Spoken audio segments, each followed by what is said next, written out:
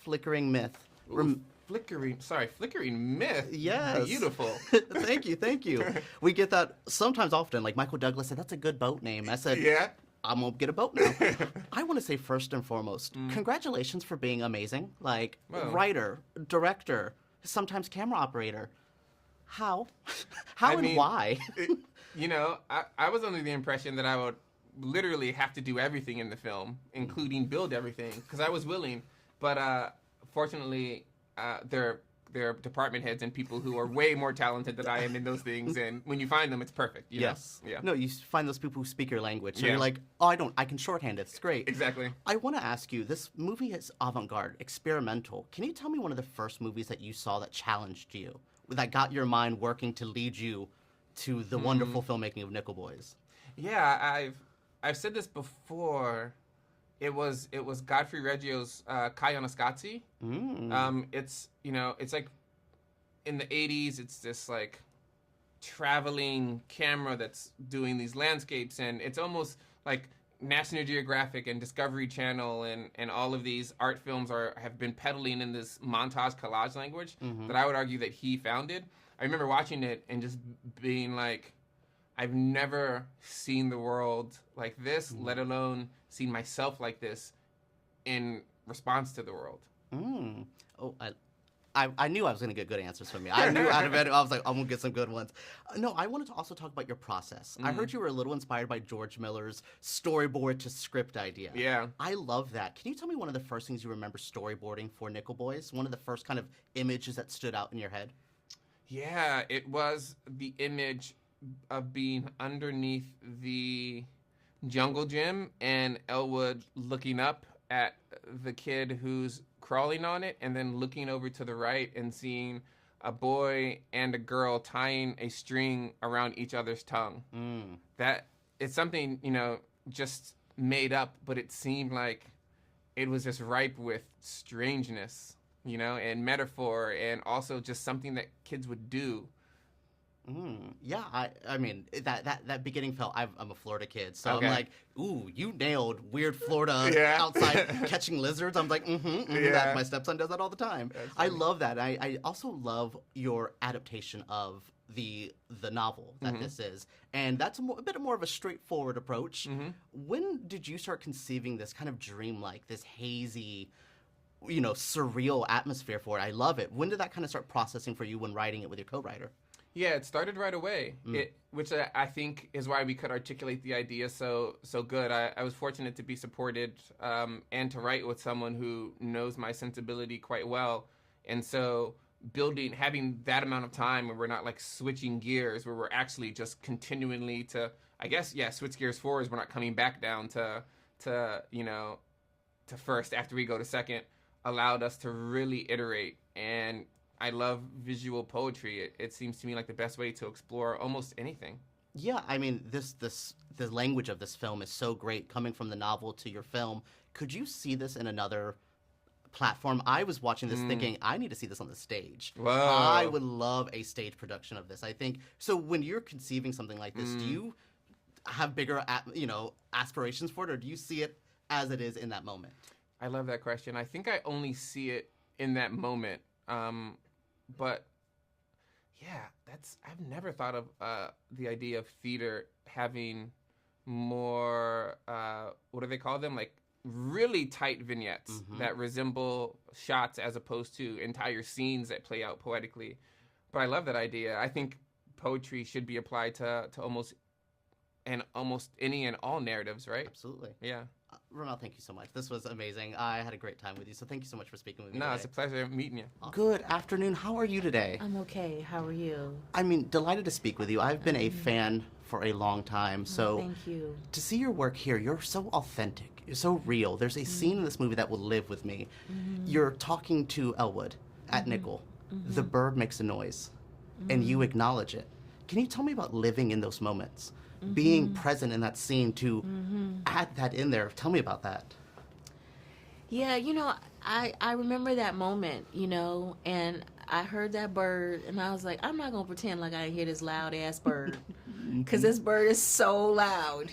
So just, like, yes, And I just think, it's allowing, or just always sort of insisting that I'm living in the natural world, and I'm affected by it. I'm harmed by it. I'm buoyed by it. I'm loved by it at times. We all are. And I think the more that you can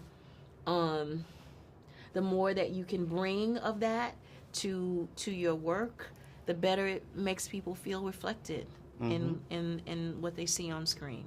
I felt, I wanted a hug from you after the conversations from the hug. I was like, I think I need an Aunjanue hug. I think that would fix my life a little bit there. And I want to talk to you about working with these younger actors.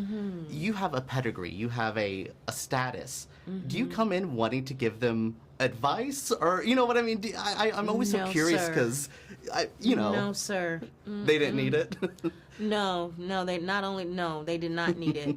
And I mean, every now and then an actor will say, well, what do you think about blah, blah, blah? In the same way that I will ask other actors, but it really doesn't matter. To me, if I see some work that I respect, it doesn't matter how old that person is. I learn from everybody. Because the thing is, you can learn how to do it, and you can learn how not to do it from everybody. Do you know what I mean? I went to school, but my acting classes came from being on set. So no, I those two men, young men, they didn't need anything from me. Nothing. I mean, you bring this energy, and I love that you felt like they didn't need anything. I'm sure they learned from you. I'm sure. But the best thing to do is to teach by example. Yeah, absolutely, and I think you led that example very well. I do want to say a thank you to you for being you. For being, and I feel you in everything. So just to avoid a last question, I just want to thank you. And just being present in the film, allowing yourself, I can't imagine as a person to be that raw. And I applaud you. I could never. So I'm so just amazed by your talent in this film, especially with these young men. I was there. I'm from Florida. This feels very real sometimes. Too real still. So thank you for bringing your energy and your essence to this film. Oh, thank you. Of course, thank you. I appreciate that. That'll stay with me. Well, thank you. Thank you, guys. Thank you. Hi, guys. How are we today? Good. How are you? Good. I mean, loving the outfits. I mean, all of this whole press tour, everyone has been slaying the looks. I love it. I have to say, Ethan, Elwood is a layered character, a very challenging character at times. Was there any intimidation, either reading the script or maybe those early days on set, with such a big character? Yeah, there was some intimidation. I mean, I had the things that I felt like I could connect to pretty easily, but Elwood is someone that I look up to. There's just so many characteristics that he has that that weren't so easy for me to connect to. So I really did just try my best to embody him, to embody his youth and his wisdom and his intelligence to the best of my ability, and do so in an honest way. Because it wasn't to another person; it was straight to the camera. Which must have been so raw. And I mean, both of you guys did such a great performance here. Brandon, I think Turner might be one of my favorite characters this year.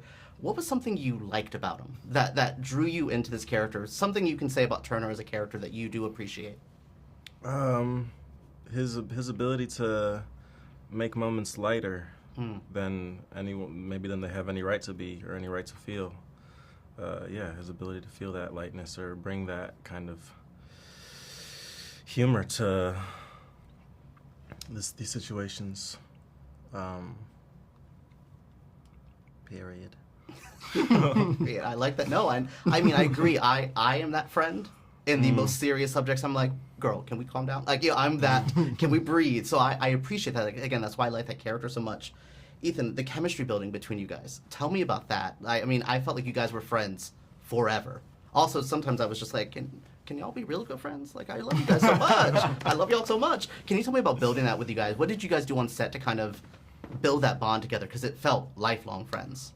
Yeah, it did. It wasn't something that really, it wasn't something that necessarily had to be built, and we didn't really have to push to really, seek it out either. It's something that just kind of occurred naturally. We had the opportunity to spend a lot of time together outside of being on set. Mm-hmm.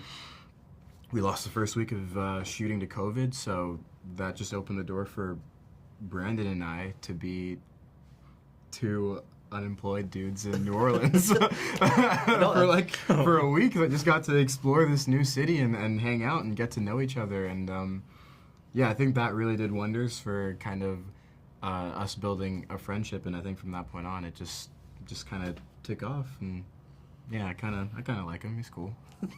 I mean, again, I love the bond. And as a kid from Florida, thank you guys. Thank you for depicting this story that is not often told. I have young black friends growing up that went through some hard stuff, and you guys made it feel so authentic, some light sometimes, heavy at times. So thank you guys. I just want to say for my last thing, just thank you guys for making the movie, bringing it out, and having a lot of people see something I don't think that I've ever seen before. I really appreciate that. Thank you guys. Thank you for sharing that. Thank you guys. Thank you. Thank you.